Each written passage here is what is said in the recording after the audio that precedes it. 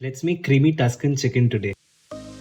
This creamy Tuscan chicken packs about 165 grams of protein per serving and is under 500 calorie meal when served aside of some rice. Start by seasoning the chicken. First is garlic powder, dried basil, red pepper flakes, smoked paprika, salt and pepper, olive oil. Marinate the chicken. Next we'll make the sauce. First goes in low fat milk, low fat cream cheese, reduced fat Parmesan cheese, tomato paste. Blend to make a creamy sauce. Cook the chicken for 4 minutes. Add the creamy sauce to the cooked chicken, chopped spinach, cherry tomatoes. Give it all a quick stir.